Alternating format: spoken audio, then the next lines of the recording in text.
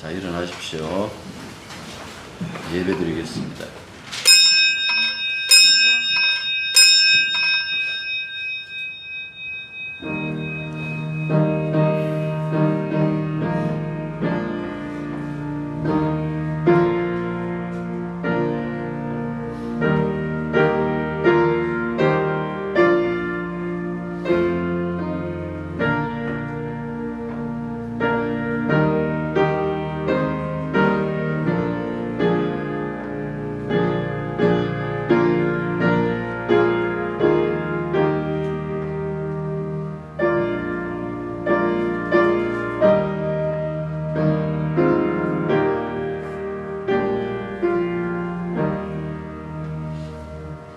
아버지 하나님,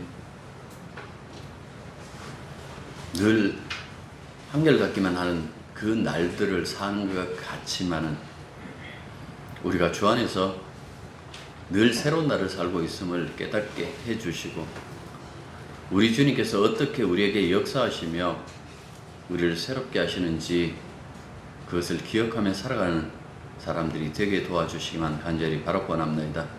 세상에 물들지 말게 하시고 세상을 닮아가지 말게 하셨고, 하나님의 사람으로서 끊임없이 세상에 저항하며 이 땅에 주님의 영적 군사로서 날마다 주님 따라 살아갈 수 있는 저희들이 되게 도와주시기만 간절히 바라고 합니다. 다시 주님 앞에 모였습니다. 주님께서 이 시간도 함께 해 주셔서 우리들에게 주의 영으로 가득 채워주시고, 또한 우리가 하나님께서 어떻게 우리들에게 사랑하셨는지 그 사랑을 다시금 회복하고 혹은 기억하고 그렇게 주님 앞에 영광 돌릴 수 있는 예배가 될 수 있도록 친히 역사하여 주옵소서. 예수님 이름으로 기도드립니다. 자, 말씀 보십니다. 아모스 8장 1절부터 12절까지 말씀입니다. 주 여호와께서 내게 이와 같이 보이셨느니라. 보라, 여름 과일 한 광주리이니라.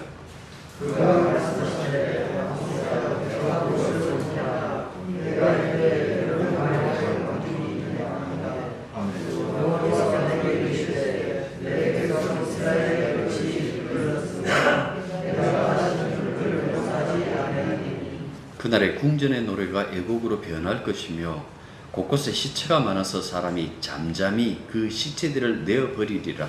주 여호와의 말씀이니라.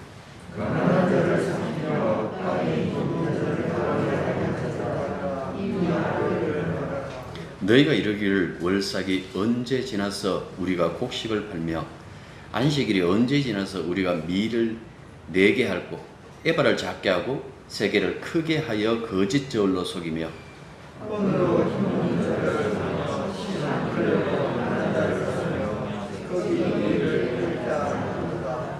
여호와께서 야곱의 영광을 두고 맹세하시되 내가 그들의 모든 행위를 절대로 잊지 아니하리라 하셨나니,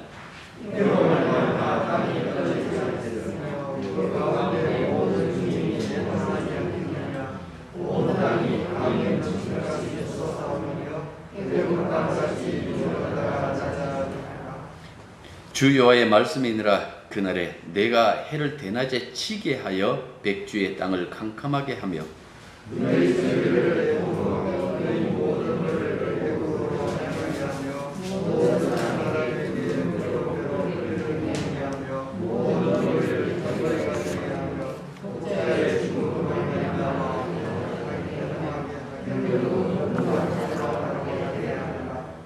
주 여호와의 말씀이니라. 보라, 날이 이를지라 내가 기근을 땅에 보내리니 양식이 없어 주림이 아니며 물이 없어 가람이 아니요 여호와의 말씀을 듣지 못한 기갈이라.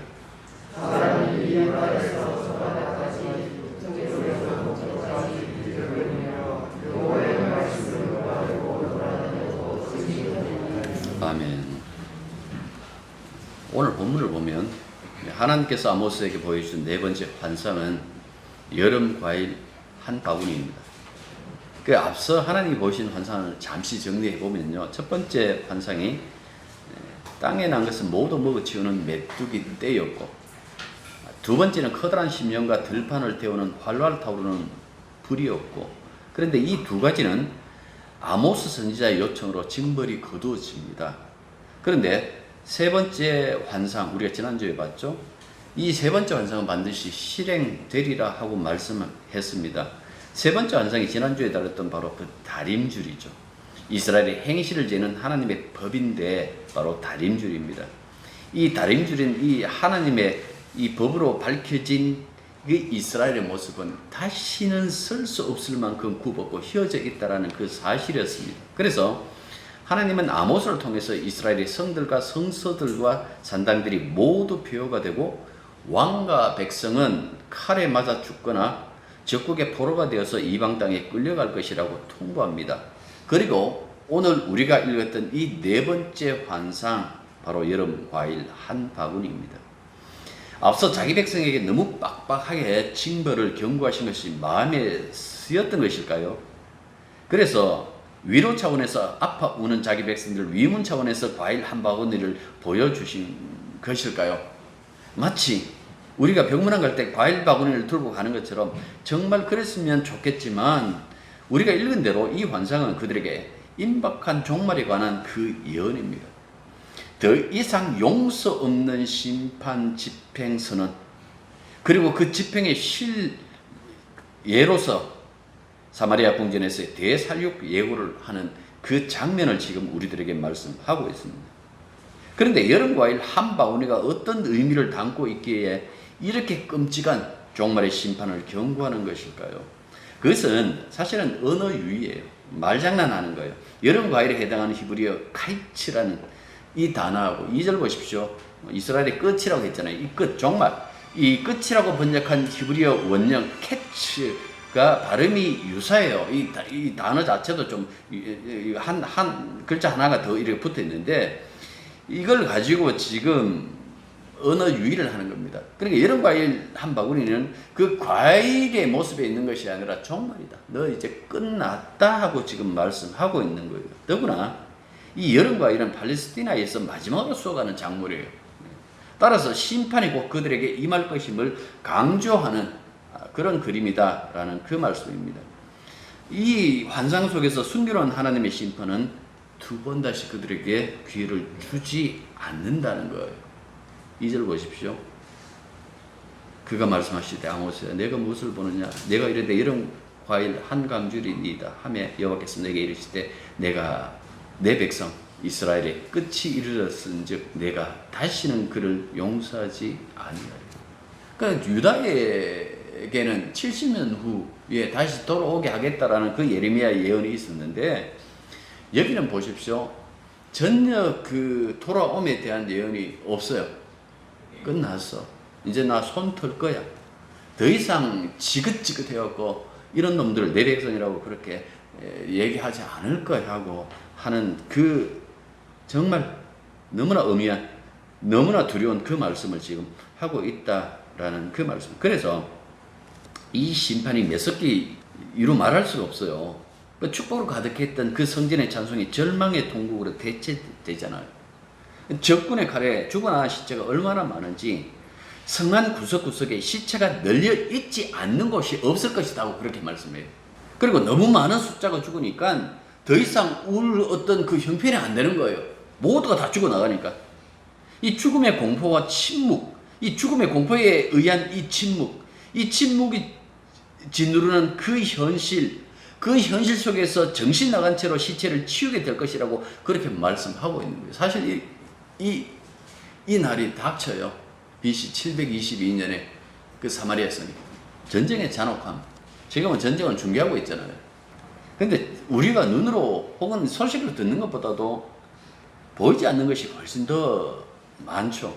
성경이나 아니면 옛날에 그 이야기들을 보면 적군에게 들키지 않기 위해서 우는 아기를 제 손으로 죽게 하는 그 부모의 비극, 전쟁으로 인한 기근으로 배고픔을 견디지 못하여 자식을 삶아 먹었다라는 것. 예? 오늘 우리 내 새끼 삶아 먹고 우리가 또 견딜 수 없는 그 다음에 네 새끼다. 여러분, 그게 성경에 기록되어 있다고. 이게 전쟁이 낳는 비극 중에 비극이다라는 그 말씀입니다. 우리가 하나님을 이야기할 때마다 사랑의 하나님이 아닙니까? 라고 그렇게 얘기를 해요. 그 사랑의 하나님께서 왜 이 비극적 결말을 자기 백성들에게 퍼부으실까요? 갑자기 이들과 동행하다가 마음이 바뀌신 것일까요? 이제 실증 났어. 내 백성 바꿀 거야. 아닙니다. 그것 때문에 이렇게 비극을 말씀하시는 것이 아닙니다. 다 자주 말씀드리지만은 하나님은 그들과 맺은 계약을 지금 실행에 옮기시는 거예요. 그것도 아주 오래전에, 수백 년 전에 이들의 조상들과 맺은 그 계약을 그들이 제대로 지키지 않는 그 세월이 굉장히 길었거든요. 그런데 그것을 오랫동안 참고 또 참으시다가 이제는 더는 지켜볼 수 없어서 계약대로 그 심판을 결행하시는 겁니다. 새삼스럽게 지금 이들에 대한 그 징벌, 미움이 커져가지고 이런 심판을 가지고 오는 것이 아니다라는 그 말씀입니다. 뭔가 이들이 잘못했기 때문에 그 잘못한 것 때문에 그 꼬투리 잡아가지고 지금 심판하는 것 아니에요. 다시 말씀드립니다. 길이 참으셨어요. 길이 참으시다가 이제는 실행에 옮기시는 거예요. 도대체 그럼 이들이 잘못이 무엇일까요? 이들이 예배를 안 드렸을까요? 이들이 뭐 안식일을 지키지 않았고, 그런데 그것도 아닌 것 같아요. 왠가니까 그 다음에 뭡니까? 그 얘기를 하거든요. 안식일이 언제 지나갈까? 그 안식일이 언제 지나갈까라고 그 얘기를 했다라는 것은 이들이 그나마 뭐 신앙의 그 모양은 조금 남아 있어가지고 안식일에는 장사를 안 했다라는 거잖아요. 그러니까 이런 걸 생각해 본다라면 이들의 그 잘못이 무엇인가라고 했을 때에 여러분들 잘 지켜보셔야 됩니다. 단순히 하나님이 두 번 다시 돌아보지 않을 만큼 진노하신 것 아니에요. 이거는 그 당시에 연을 해주고 돈을 버는 전문적인 선자들이 있었잖아요. 그들의 눈에는 전혀 들어오지 않는 그 현상이었어요. 그런데 이 사회 현상이 농부로 살다가 하나님의 소문을 받은 이 아모스 눈에는 너무나 선명하게 들어왔습니다. 물론 그때도 다른 선지자들 혹은 다른 사람들도 이런 어떤 사회의 비닉비 부익부의 모습을 낌새를 알아챘는지도 몰라요. 그런데 그것을 알아채면서도 시시했겠지만은 아모스는 노골적으로 우리가 앞서서 본 것처럼 왕 앞에서 당신 죽어요. 하나님께서 당신 죽인다고 얘기했어요. 라고 할 만큼 그들 앞에서 이 계시를 까발렸다라는 그 말씀입니다. 여러분들 그 내용이 4절부터 6절까지 있어요. 보십시오. 가난한 자를 삼키며 땅에 힘없는 자를 망하게 하는 자들아 이 말을 들으라. 너희가 이르기를 월삭이 언제 지나서 우리가 곡식을 팔며 안식일이 언제 지나서 우리가 밀을 내게 할고 에바를 작게 하고 세계를 크게 하여 거짓 서울로 속이며 은으로 힘없는 자를 사며 신항 켤레로 가난한 자를 사며 찌꺼기 밀을 팔자 하는도다. 찌꺼기 밀이라고 하면서 먹을 수 없는 것을 얘기 다 썩어 빠지는 거예요. 그런 걸 이렇게 얘기를 하는 거예요. 사절이 이 사람들의 모습들 왜 망하는가 그것을 압축해서 말씀해 주고 있어요. 가난한 자를 삼키며 땅에 힘없는 자를 망하게 하려는 자들아 이 말을 들으라. 약자보호법. 제가 언제 그 말씀 드렸죠. 율법을 요약하면 약자보호법이라. 거기 보면 가난하고 연약한 자들을 함부로 대하지 말라고 하나님께서 엄하게 경고하셨어요. 왜? 이 얘기를 해요. 하나님께서 내가 그들의 꼬엘이다라고 얘기를 해요. 꼬엘이 뭡니까? 이 룻기에 나오잖아요. 이건 구원자 혹은 보호자 같아. 보호자라는 그 말씀이에요. 그러니까 어느 누구도 가난하고 연약한 이들을 함부로 하지 말 것에 대해서 경고했습니다. 왜? 그 뒷배경이 내다. 누구든지 그들을 함부로 하면 내가 고스란히 그대로 갚아주겠다 하고 하나님의 법에다가 명시해 놓았어요. 제가 읽을게요. 너는 이방 나그네를 압제하지 말며 그들을 학대하지 말라. 너희도 애굽 땅에서 나그네였음이라. 너는 과부나 고아를 해롭게 하지 말라. 내가 만일 그들을 해롭게 함으로 그들이 내게 부르짖으면 내가 반드시 그 부르짖음을 들으리라. 나의 노가 맹렬함으로 내가 칼로 너희를 죽이리니 너희 아내는 과부가 되고 너희 자녀는 고아가 되리라. 출애굽기 22장에 여기 담겨져 있어요. 우리가 읽지 않았지만 시편 이 82편에도 같은 말씀을 하고 있어요. 가난한 자와 고아를 위하여 판단하며 고난한 자와 빈궁한 자에게 공의를 베풀지며 가난한 자와 궁핍한 자를 구원하여 악인의 손에서 건질지니라. 그 말씀을 하고 있는 거예요. 그런데 북이스라엘 지도층은 어떻게 행동했을까요? 아니면 그 땅의 백성들은 어떻게 행동했을까요? 5절에 나와요. 언제면 초하루가 지나서 곡식을 내다 팔 수 있을까? 안식일을 언제 지나서 밀을 내어놓지? 여러분들 초하루와 이 월삭이 초하루거든요. 초하루와 안식일은 공식적인 휴일이에요.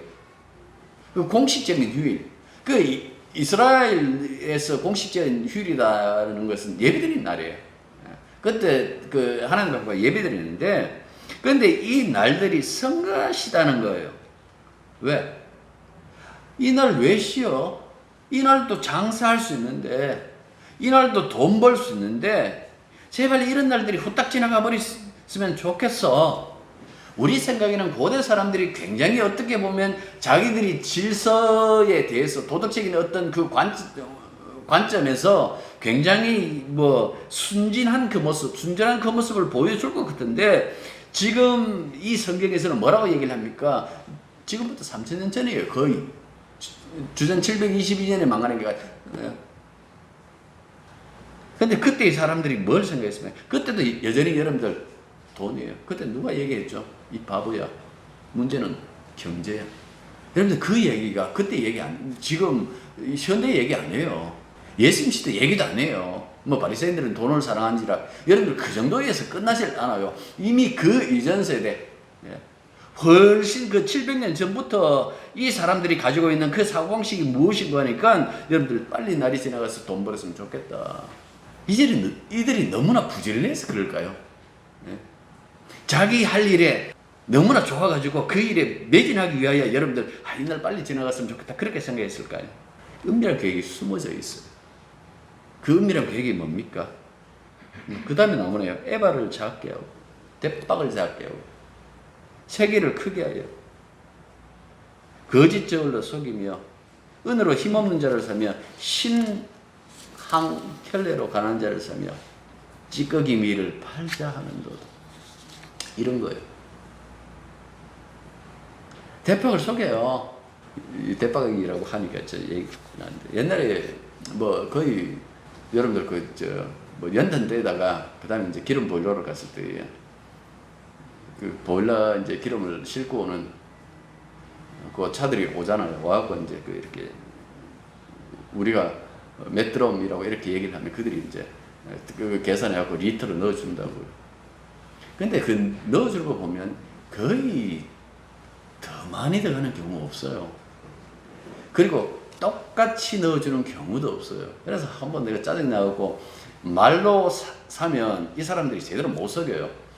이거 늘 검사하니까, 정부에서 나와서 검사하니까, 그래서 그 말로 해갖고 한번 채워가지고 금을 쫙 꺼놨어요. 그러고 그 다음에 그거 다 쓰고 난 다음에 얼마 넣어달라 하니까 적게 들어가는 거예요. 와, 좀 넣어. 내가 그때 말로 사고 넣었더니 이만큼 하고 내가 선 그었다 하니까 이러쿵저러쿵 호스에 그게 남아있어서 그런데요라고 그렇게 얘기를 하더라고요.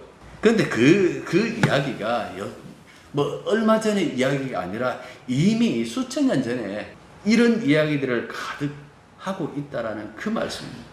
저울추, 큰 것과 작은 것. 거기 읽기를 주세요. 해놓고 뭡니까? 한 700g 이렇게 넣는 거예요.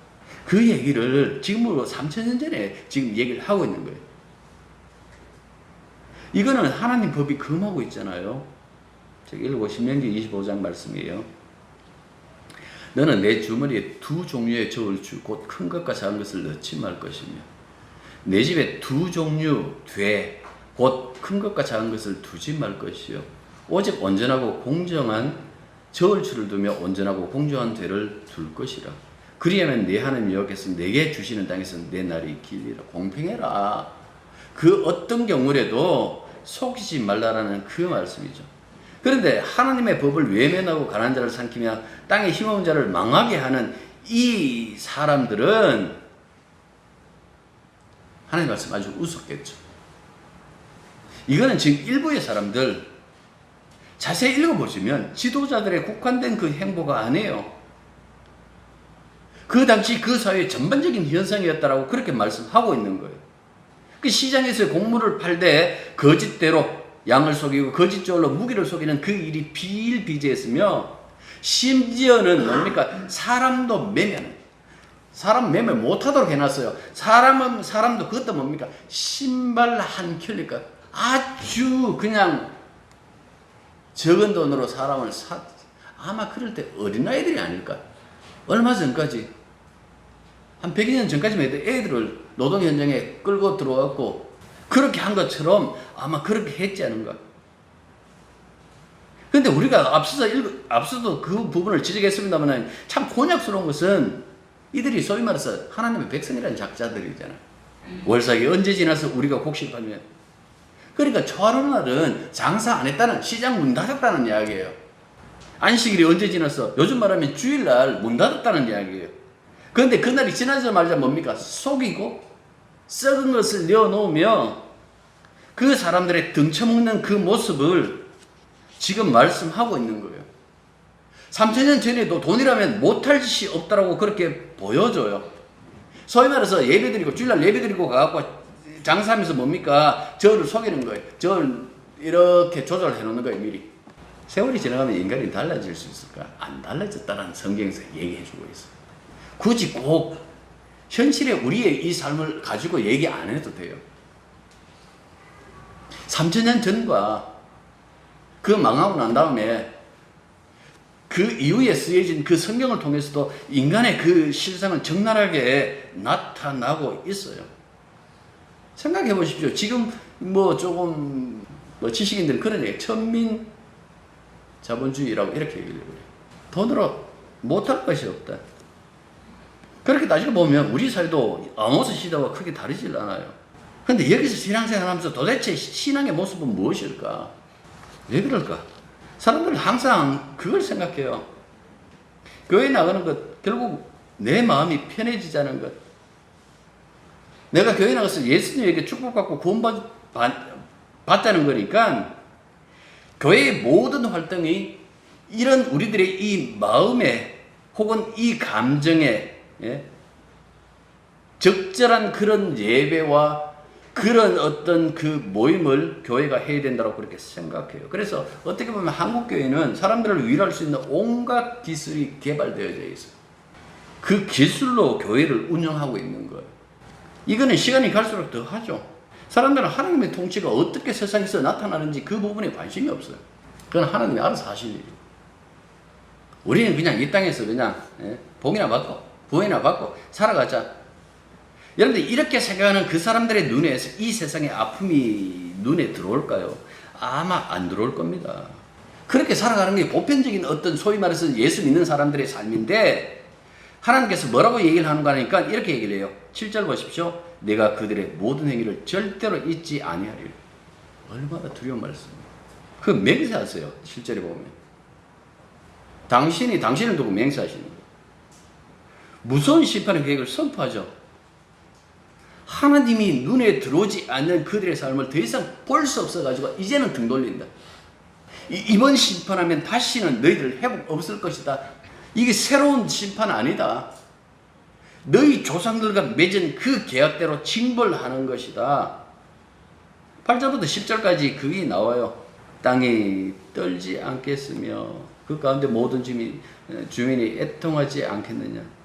온 땅이 강에 넘친같이 솟아 애국 땅, 이 나일강이 넘치는 것처럼 사람들이 어쩔 수 없는 그런 현상들로 계속해서 몰아붙이겠다라는 그 말씀입니다. 그 다음 보십시오. 해를 대낮에 지게 하여 백주에 땅을 깜깜하게 하고 절기를 애통으로 너희 모든 노래를 10절에 보면 애곡으로 변하게 하여 모든 사람이 굵은 배로 허리를 동여 죽어나가는 그 수많은 사람들, 곡소리밖에 나지 않는, 더 이상 찬송이 들리지 않는 거리, 찬송이 없는 교회, 여기는 곡소리밖에 없다라는 그 얘기를 해요. 머리가 대머리, 머리를 그냥 소위 말해서 자기 어떤 자존심 영광이라고 하는 그 모든 이 머리가 대머리가 되고, 그 다음에 이 독자, 이 외아들의 죽음, 아들 하나밖에 없는데 그 죽음이라는 것은 얼마나 그 고통스러울까요? 그 고통을 결국 당할 수밖에 없다라고 그렇게 말씀하고 있어요. 그게 이들이 맞이할 공관날이다라고 이렇게 얘기를 하고 있어요. 무엇 때문에요? 이 사람들이 사람을 죽였습니까? 아니. 하나님 법에 있는 그 불쌍히 여김에 대해서 이들이 그 불쌍히 여기는 그 마음을 제거한 그 대가가 하나님도 그들을 불쌍히 여기지 않고 그대로 그 징벌받는 그 자리에 놓아두겠다라는 그 말씀. 그 심판의 내용을 자세히 보시면요. 정말 두려운 말씀이었어요. 11절이에요. 주여의 말씀이니라 보라. 날이 이를지라. 내가 기근을 땅에 보내리니 양식이 없어 주림이 아니며 물이 없어 가람이 아니요 여호와의 말씀을 듣지 못하는 기갈이라. 여러분들 하나님 말씀을 들을 수 없는 기갈, 이게 무슨 하나님의 심판이야 그렇게 생각되시죠. 그런데 하나님께서 아모스를 통해서 분명히 그 얘기를 해요. 더 이상 너희들과 말하지 않게, 너희들에게 말씀을 주지 않겠다라고 얘기해요. 이스라엘 백성들은 하나님 말씀의 기갈이 하나님의 심판이라는 이 선지자의 말에 당황했을까요? 그렇지 않을 겁니다. 내가 사는데 그 방해만 됐지. 뭐 하지 말라는 것이 어떻게 많은지. 차라리 잘 됐다고 손뼉 치며 좋아하지 않았을까요? 근데 성경에서는 그런 얘기를 해요. 하나님 말씀 없는 거, 그것은 어둠이고. 여러분들 여기에 보면 백주대낮이 어둠이 된다라고 했는데 이 어둠보다 더 무서운 것이 무엇이며 하나님 말씀이 없는 거예요. 이 동시대, 아모스와 동시대의 그 시대의 어떤 그 어둠이라는 것은 하나님 말씀이 더 이상 그들에게 위로의 말씀이 없다라는 거예요. 구원의 말씀이 없다라는 거예요. 그러니까 그것이 어둠일 수밖에 없고 생명이 없는 것이 될 수밖에 없다라는 그 말씀입니다. 우리는 하나님의 심판이 칼과 재난에 의한 것이라고 생각해요. 그래서 조금이라도 몸 아프면 혹시 내가 잘못한 것이 없을까? 큰 병에 걸리면 그 생각하죠. 자기 인생 이렇게 돌아봅니다. 도대체 내가 하나님 앞에 잘못한 것이 무엇일까? 그래서 나를 치신 것이 아닐까? 물론 자신을 돌아본다라는 그 자체는 좋아요.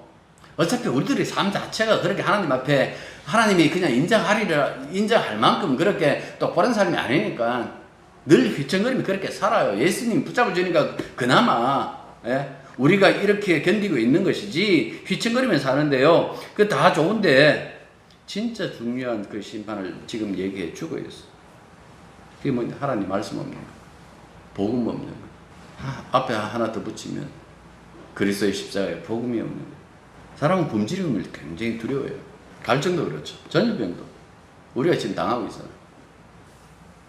근데 이 재앙보다도 더 큰 재앙이 있어요. 그게 뭔가 하나님 말씀이 없다는 거예요. 다들 코로나 팬데믹에 거기에만 신경 쓰고 있죠. 혹시 경제가 나빠질까 봐. 그것만 우리가 생각하고 있잖아요. 하나님 말씀이 있는가라는 그 부분에 대해서는 생각을 안 해요. 지금 아모스는 이 근본적인 심판이 왜 하나님이 이런 심판을 하실까라고 이렇게 돌아봤더니 그 근원적인 심판의 원인이 무엇입니까? 하나님께서 더 이상 이들에게 말씀을 주시지 않고 11절 하반절 아도나이의 말씀을 들을 수 없어서 굶주린 것이다. 12절 아도나이의 말씀을 찾아도 들을 수 없는 세상이다. 아무리 뒤집어도 하나님 말씀이 없다라는 그 말씀, 그 얘기예요. 그래서 본문의 전체 이 구조를 통해서 볼 때 이 아도나이 하나님의 말씀을 들을 수 없는 사태가 이스라엘의 불의로 인하여 임하게 된 하나님의 심판입니다. 이거 유사한 이야기 이사야도 나와요. 하나님의 말씀을 그들에게 봉해버려요. 봉해버리고 이미 망해버린 그 이방 땅, 그 가나안의 그 이방 땅이 되어버린 그곳에다 이렇게 두는 그 모습을 볼 수 있다라는 그 얘기죠. 그러니까 이런 걸 생각해 본다라면 그러니까 하나님 말씀이 봉해진다, 하나님 말씀이 사라진다라는 것이 굉장히 두려운 그런 이야기다라는 그 말씀입니다. 그래서 아모스가 보기에는 하나님 말씀이야말로 심판의 원인이기도 하고 결과이기도 한 그 핵심이라는 것을 사실 안 거예요. 그래서 지금 이런 얘기를 하고 있다라는 그 말씀이죠. 그러니까 아무리 이 아모스가 가리키는 이 하나님의 말씀은 다시 말해서 이 계시는 인간의 죽은 언어가 아니에요. 살아계신 하나님 그 자체라고 봐도 무관하다라는 그 말씀입니다. 인간의 언어는 진리를 담아내는 게 아니라 도리어 이 인간의 언어는 항상 진리를 가리는 그 경우가 많죠. 그래서 하나님의 행함이 망각되고 인간의 행위에만 초점을 맞추는 그런 설교는 아무리 많아도 사실은 무의미하잖아요. 그런 차원에서 한국교회를 보면 이미 심판일 수가 있어요. 예배와 설교는 오프라인, 온라인 통해 가지고 넘쳐나는데 그리스도의 십자가 복음은 사라진 그런 사태. 여러분들 이게 아모스의 예언에 의하면 하나님의 심판이에요. 이사야 예언도 동일하게 얘기를 했어요. 하나님의 심판. 그래서 말씀이 봉해져요. 이걸 마태가 나중에 인용을 한다고요. 이걸 해갖고 예수님의 등장을 가지고 봉해진 그 말씀이 이방 땅이었던 그 가버나움에 그 예수님이 회개하라 천국이 가까이 왔다라고 그렇게 말씀하시자 이사야의 예언을 인용합니다. 봉해진 말씀이 이제 여기서 열렸다 하고 말씀을. 예수님이 하나님의 말씀 자체잖아요. 그래서 요한복음 보면 말씀이 태초에 말씀이 계셨다라고 그렇게 얘기를 하는데 이게 정말 절실해야 되는데 절실하지 않는 게 문제예요. 여러분 어떤가요? 말씀의 기갈에 대한 이 아픔을 느끼고 있나요? 너무 큰 병에 걸려버리면 배고픔조차 모른다고 얘기를 하더라고요.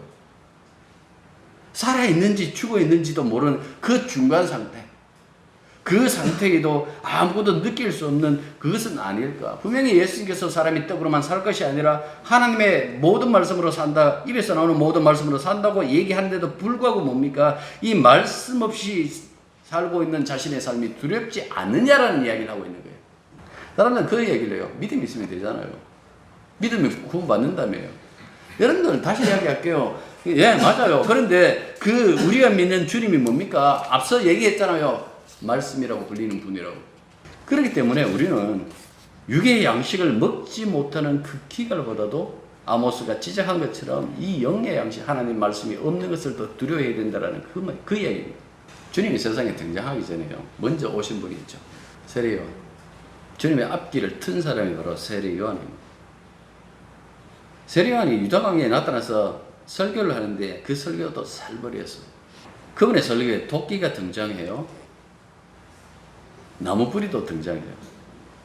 근데 도끼가 겨냥하고 있는 것은 나무 뿌리입니다. 도끼가 지향하고 있는 것은, 상징하고 있는 것은 하나님의 심판이겠죠. 하나님의 징벌이겠죠. 그 징벌이 나무 뿌리, 너희들의 인생을 겨냥하고 있다라고 이렇게 얘기를 해요. 이미 도끼가 나무 뿌리에 놓였으니 좋은 열매를 맺지 않은 나무마다 찍혀 불에 던져지리라. 이 살벌한 말씀을 했다는 이야기. 그런데 이 선지자는 자신 앞에 나오는 이 사람들과 타협 안 해요. 누가 나오든 그 사람들에게 끊임없이 하나님 말씀을 얘기를 해요. 왜 타협하지 않고 협상하지 않을까? 이 선지자가 하나님 말씀을 가지고 타협할 자격을 가지고 있는 자가 아니기 때문에 그렇다라는 그 말씀입니다.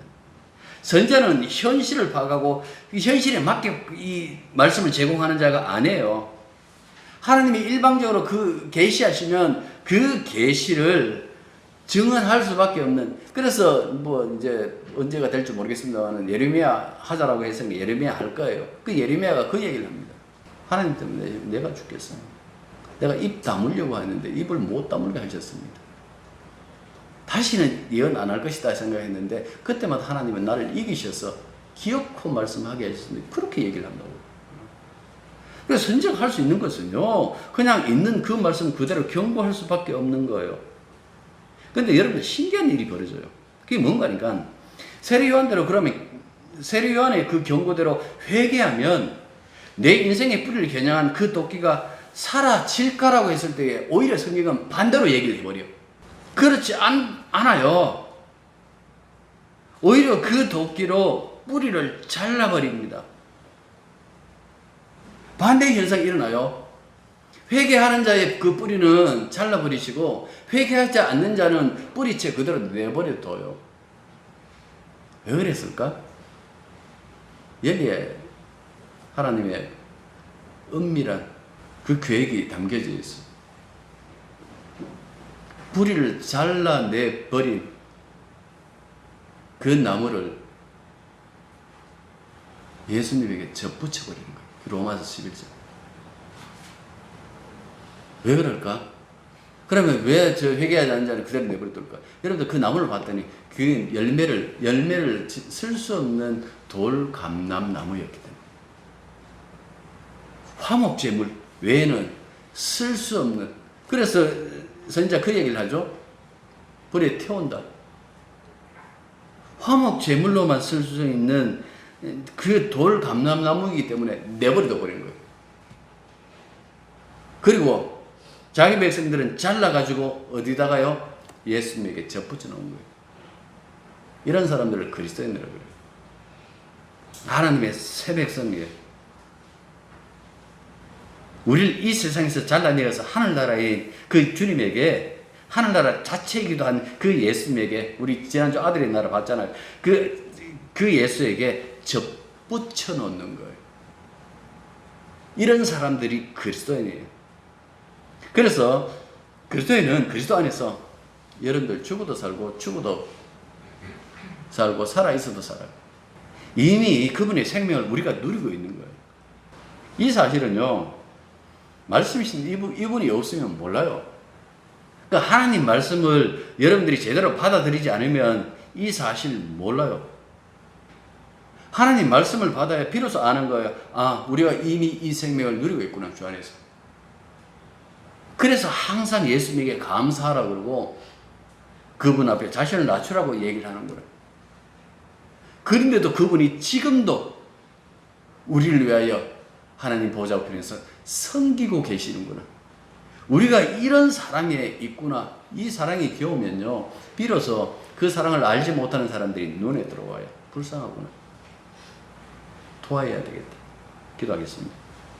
저희들의 인생이 어떻게 바뀌었는가 라는 그 사실을 하나님 말씀을 통하여 전달되고 들려질 때마다 주여 지금의 삶을 한 번쯤은 돌아볼 수 있는 저희들이 되게 도와주시옵소서. 말씀을 소중히 여기고 있는지, 그 말씀을 따라 살고 있는지, 말씀이 이끌 때에 당하는 이 세상의 고난 속에서도 그 고난을 기쁨으로 여기며 묵묵히 주님의 생명을 누리고 있는지 주여 그것을 돌아볼 수 있는 저희들이 되게 도와주시기만 간절히 바라옵나이다. 우리가 받은 이 영광, 우리가 받은 이 생명의 이 영화로움은 주님이 다시 오시는 그 순간 모든 것이 다 나타날 것이기에 주여 묵묵히 기다리며 오직 주님 뒤를 따르고 십자가의 길을 따라가는 것을 행복으로 여길 수 있는 저희들이 되게 도와주옵소서. 예수님 이름으로 기도드립니다. 아멘. 이제는 우리 주 예수 그리스도의 은혜와 하나님 우리 아버지의 크고 놀라우신 사랑과 성령의 교제하심과 교통하심이 진실로 주와 함께 이미 심판을 받았기에 주의 부활에 접붙임을 당하여 있는 줄 알고 이제는 이 세상의 원리대로 아니라 하늘나라의 그 원칙대로 늘 주와 함께 동행하며 십자가의 길을 가기로 다짐하는 당신의 백성들 위에 이제부터 항상 함께 있기를 축원합니다.